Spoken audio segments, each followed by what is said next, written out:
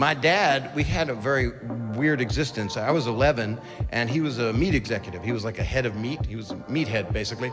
Hollywood has lost another star. This time, beloved actor, television host, and stand-up comedian Bob Saget. Bob was a central character in the 90s sitcom Full House and its sequels, as well as the voice for narrator Ted Mosby in sitcom How I Met Your Mother. He very tragically passed away over the weekend in his hotel room in Florida. I'm going to take you through Bob's decorated life and career, as well as all of the other details we know about his death. Additionally, we'll hear what fellow actors and friends have to say as they react to the news of his passing. On this special episode of Where Are They Now, we're covering Bob Saget, but I'd love to hear from you for later videos. Please let us know in the comments down below who you'd like us to cover on the next episode. Bob Saget was born in Philadelphia and had originally intended to become a doctor. His English teacher, however, saw further creative potential in him and urged him to seek a career in film and television. He completed a Bachelor of Arts and went on to his Master's in film. Only a few days in, however, Bob had to quit because his appendix had burst at a 4th of July party. They, at first, only iced the area for 7 hours, before learning that it had become infected and had to give him emergency surgery to have it removed.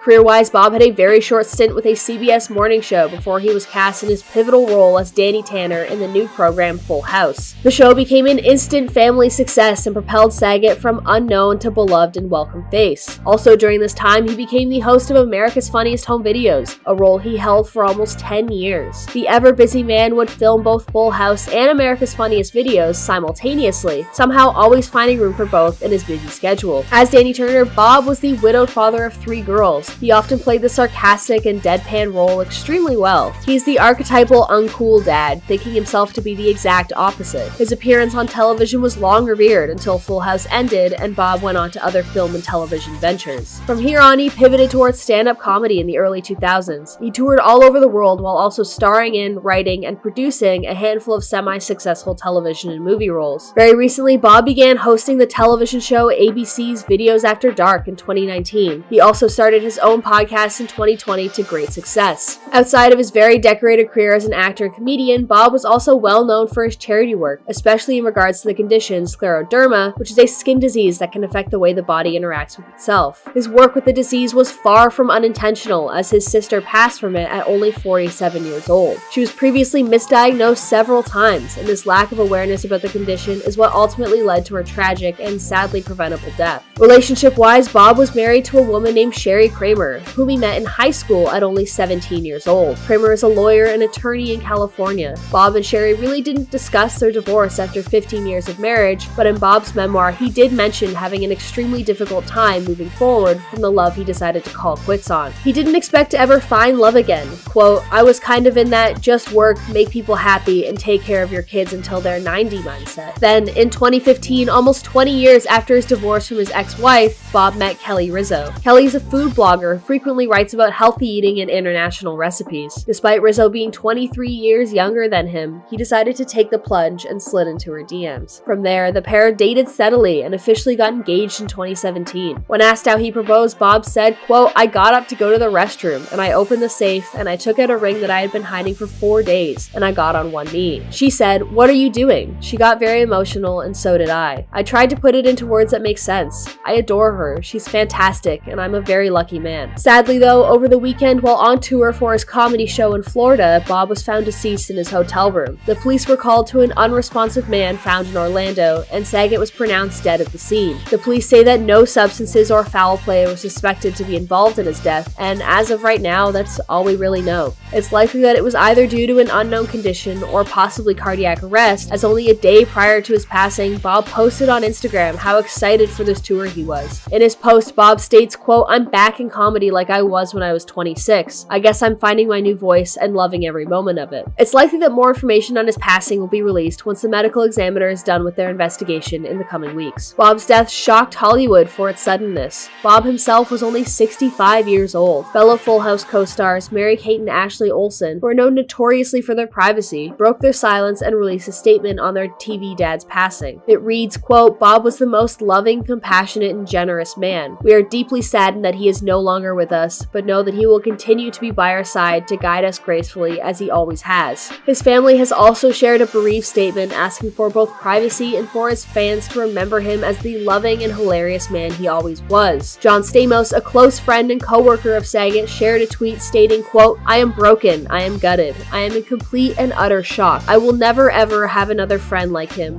I love you so much, Bobby." The condolences were met by other actors and comedians alike, all remembering Bob for his sardonic and raunchy humor among his love for everyone around him. As of right now, funeral arrangements haven't been made, but likely they will be private and respectful. Bob will always be remembered in Hollywood as a warm and welcome figure in the homes of families who loved his work. His passing is tragic and sudden, but his life's achievements are what we, as an audience, should always remember him for. Take that, Betty.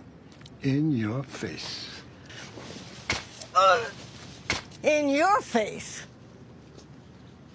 He got the point. Television icon Betty White has sadly passed away at the age of 99. She would have turned 100 years old on January 17th. So let's look back and pay tribute to one of the best television stars to ever live. The Golden Girl star was a pioneer of television, and with a career that spanned over 9 decades, her work in the television industry has left Hollywood all the better for it. Today, I'll take you through her life, going through her childhood, early works, most notable works, and the beautiful impact she had on those around her. The extremely decorated actress will be immensely missed, and her legacy will undoubtedly live on forever. Betty White was born in Oak Park, Illinois, to parents Julia and Horace White on January 17, 1922.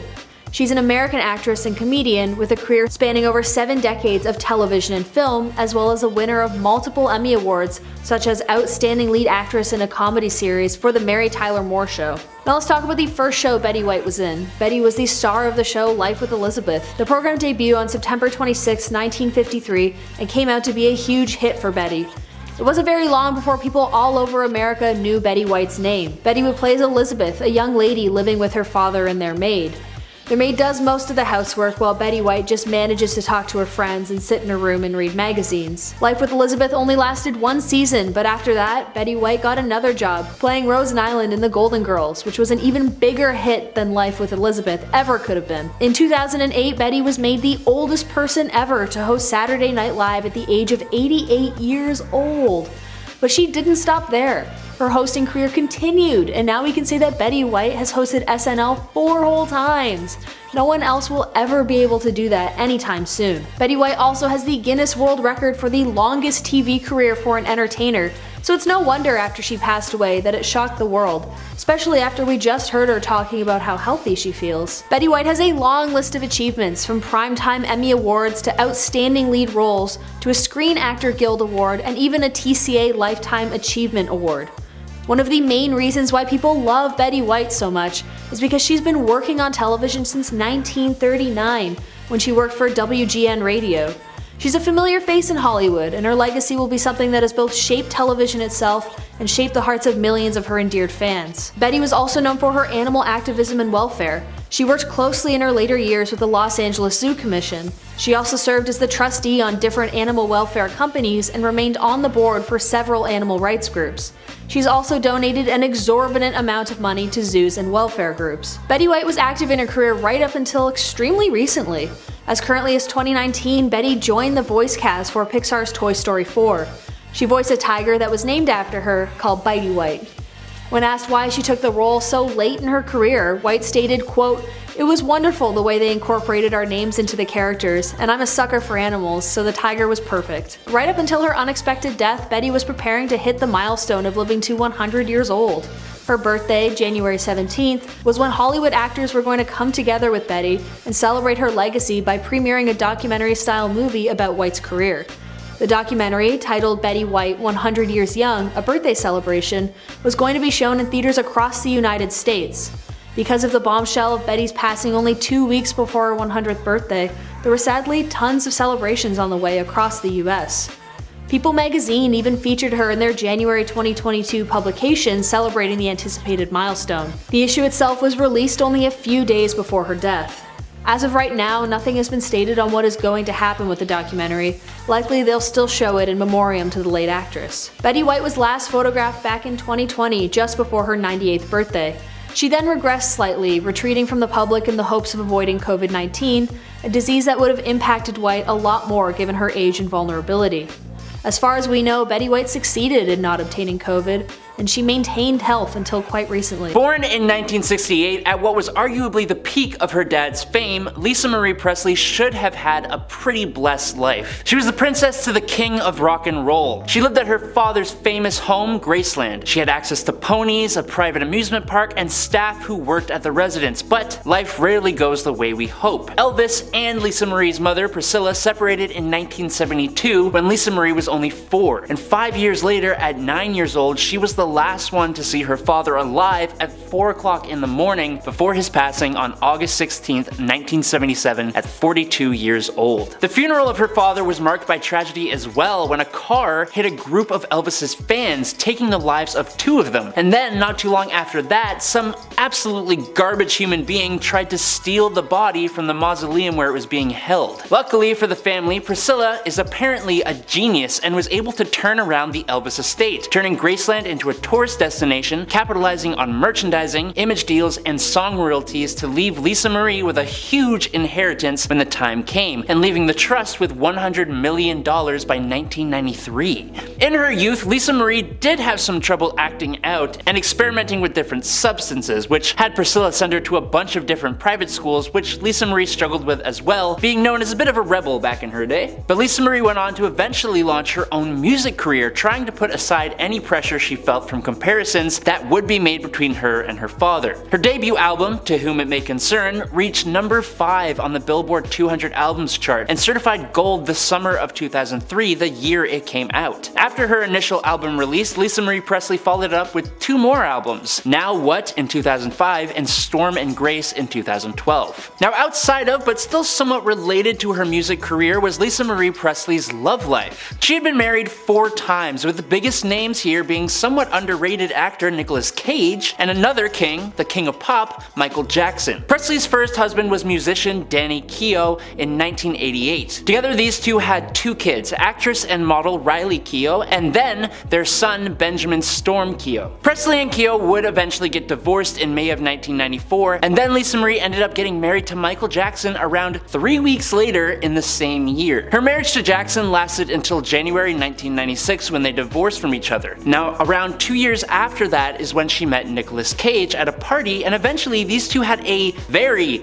brief marriage from August to November of 2002, with their divorce being eventually finalized in 2004. And then her 4th and final marriage came with her guitarist, director, and music producer Michael Lockwood. And this marriage was a little bit more successful than the previous 2, lasting from 2006 up until their divorce in 2016. During this marriage, the couple welcomed twins, Finley Aaron Love Lockwood and Harper Vivian Ann Lockwood in 2007. In 2020, Lisa Marie Presley went through one of the most difficult things any parent would have to go through when her son, Benjamin, lost his life by his own hands at 27 years old. This took place at a home she had purchased 4 months earlier in March. Presley wrote an essay in September of 2021 talking about the passing of her son to mark National Grief Awareness Day. In her essay, she said, quote, "My and my 3 daughters' lives as we knew it were completely detonated and destroyed by his death. We live in this every single day. Grief is something you will have to carry with you for the rest of your life. In spite of what certain people or our culture wants us to believe, you do not get over it. You do not move on.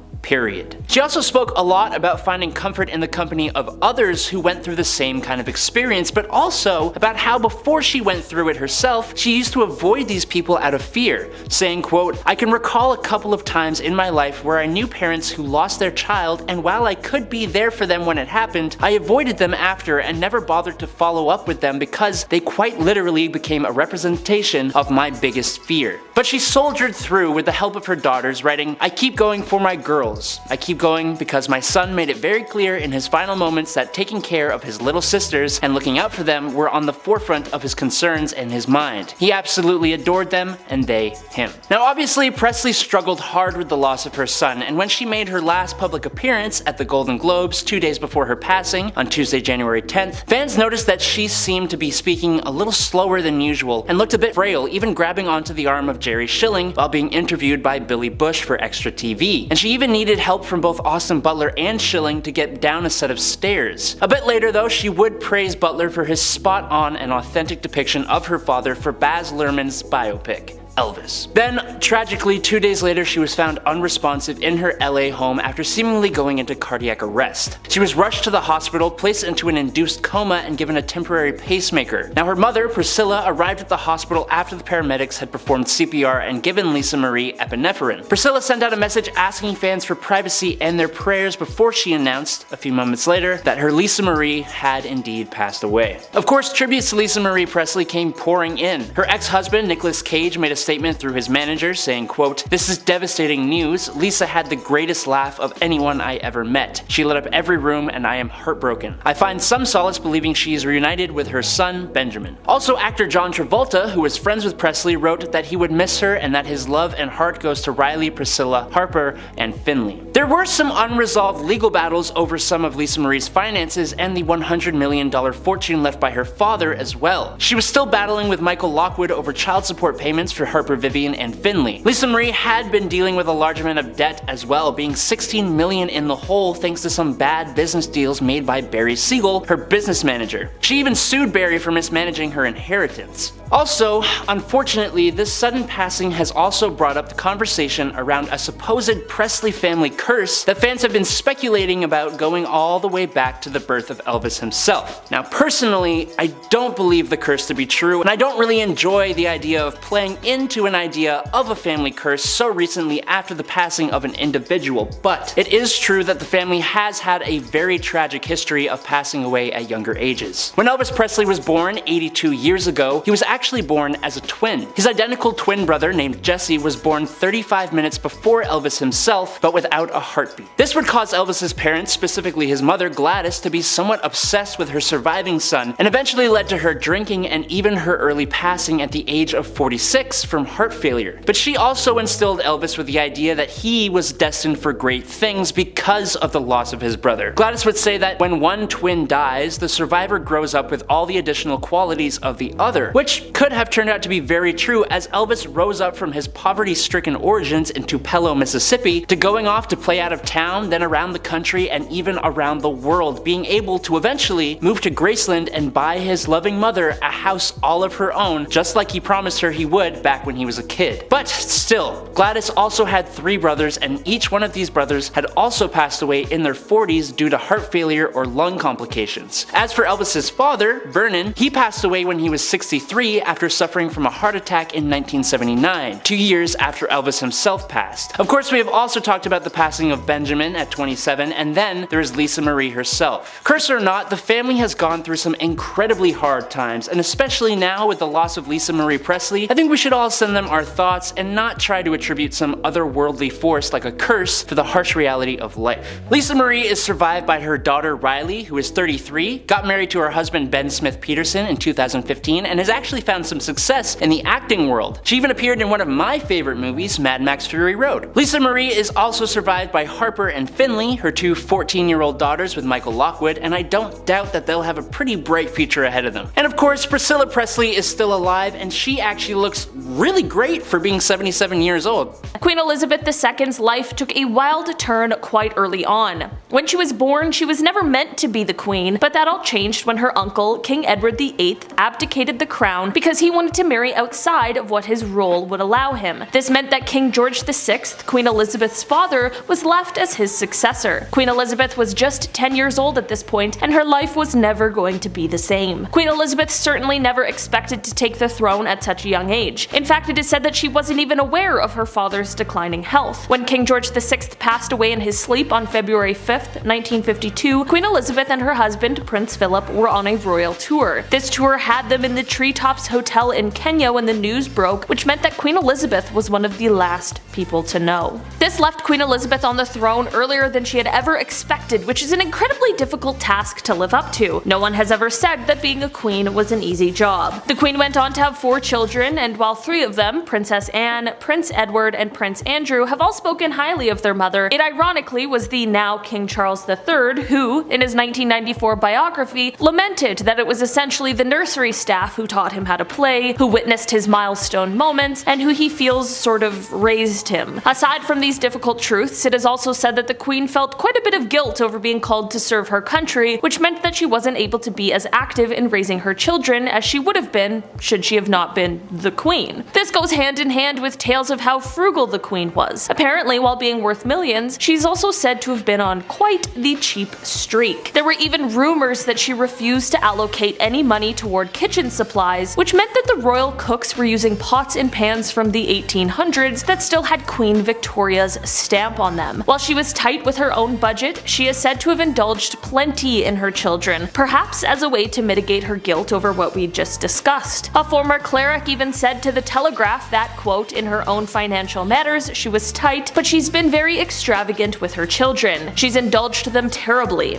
She allowed Andrew and Sarah to build that house in Ascot when there were perfectly good homes available elsewhere. So far as I could see, they couldn't have cared less about the budget, but the queen didn't come down on them. She just paid up, and that was very wrong. On that count, she's guilty in spades. When we look more into the queen and her relationships, this is when the real dark secrets begin to come out. Earlier on in this video, I mentioned Queen Elizabeth's uncle, the one who abdicated the throne, which effectively put her in line when she was never meant to be. This uncle, King Edward VIII, abandoned the throne because he wanted to marry Wallis Simpson. Wallis is an American socialite who had been divorced twice, and as king, Edward was forbade from marrying somebody who had been divorced. There was public and political outrage, and it left him stepping away from this role. This is already bad enough from the standpoint of the royal family, but imagine the standpoint they and the rest of the world had when Edward and Wallis were accused of being sympathizers. Wallis is said to have had a love affair with a member of that hateful group before even meeting Edward, and for Edward, he is said to have been very proud of his German heritage. There is certainly nothing wrong with being proud of your heritage, but when it causes you and your wife to take a trip to visit and hang out with Hitler, things become a little dicey. In fact, it is said that Adolf desperately wanted Edward back on the throne so that he could act as a sort of puppet for him. Wallis was also accused at one point of sharing British intelligence with Germany, which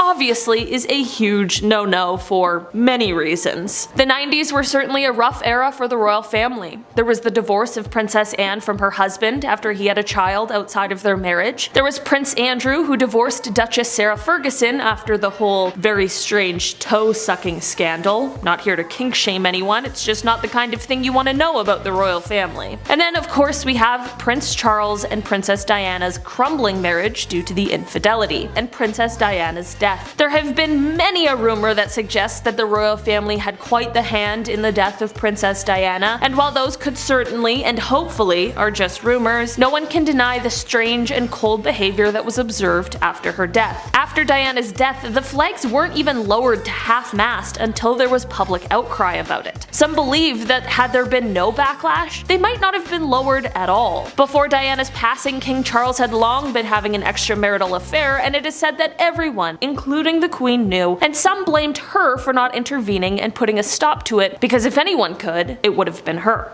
It's also worth noting that while of course the monarchy is all about family ties, the proper royal chain was shattered long before Queen Elizabeth's uncle abdicated. Back in 2012, 10 years ago, the remains of King Richard III were discovered. This was 500 years after his death, and they were able to do some DNA testing. This testing confirmed that they could not link the remains to any paternal relatives. This means that at some point down the line, someone was having an affair, and a quote-unquote illegitimate heir was placed in power. This basically suggests that those in power now are only in that position because of a past, well-hidden secret. While many people in Britain are grieving the loss of their queen, and those sympathies can certainly be felt worldwide, there are also people who are grieving for very different reasons. For others, the death of the queen revived these sort of memories and wounds of the region's colonial past, and it reminded people of the monarchy's role in the slave trade. It's not necessarily the queen that people didn't like, although that does exist too, but it's more about the monarchy and what it stands for and the dark histories and the roles that the royal family has played in historic atrocities. Queen Elizabeth I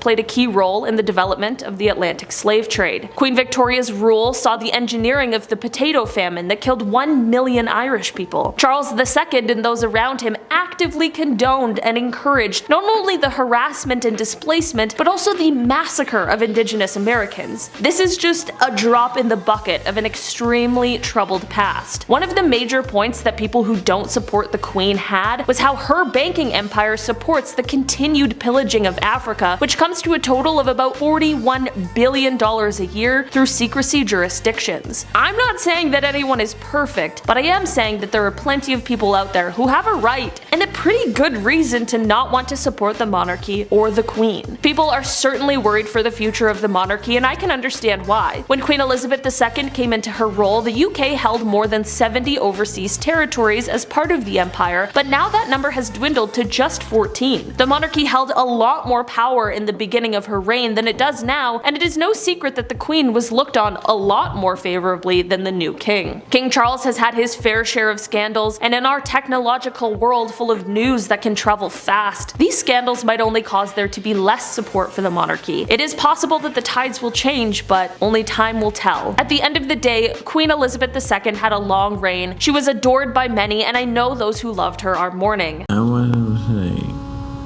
he is greatest entertainer in the world. The King of Pop. Everyone knows who Michael Jackson is. His life has been the subject of controversy and scandal for decades, and the famed Finding Neverland documentary brought about new interest in his legacy. But what some of you may not know is that Michael Jackson is largely responsible for the popularization of the Super Bowl halftime show. Before he took the stage in 1993, the halftime show was mostly an afterthought, with college marching bands or fading Showtime acts performing. But when Jackson took the stage, inarguably the biggest celebrity at the time, 133 million people tuned in, and to this day, it remains the most watched halftime show ever. Michael Joseph Jackson was born in Indiana to a working class family. He and his 9 other siblings lived in a 2-bedroom home. He and his siblings formed a band called the Jackson Brothers, later renamed to the Jackson 5 when Michael was only 6 years old. His father was a harsh man and routinely harmed Michael physically and emotionally. Eventually, the family began touring and they permanently relocated to Los Angeles. They garnered a good amount of success, enough that they were considered, quote, a cutting-edge example of black crossover artists. Crossover artists means they appealed to both black and white audiences, a rarity at the time. Eventually, as the siblings got older, they moved on to solo careers, and Michael moved to New York. He garnered massive success, and when Thriller came out in 1983, it was the best-selling album in the world, and remains so today. There were many controversies that Jackson was involved in throughout his decades of being one of the most celebrated artists ever. In the mid to late 80s, people started to notice that Michael's skin was getting much lighter, and tabloids accused him of bleaching his skin. But his dermatologist had diagnosed him with vitiligo and lupus, which are both skin conditions. The vitiligo was a large contributor to the lightened skin, as it's a melanin condition where patches of the skin grow lighter, and it is likely that Michael had used bleaching makeup to even out his skin tone. You can't control vitiligo, and it can spread throughout the whole body sometimes. With the light makeup that Michael applied, his skin could appear very pale. The singer always said he never purposely bleached his skin. Quote, "When people make up stories that I don't know who I am, it hurts me."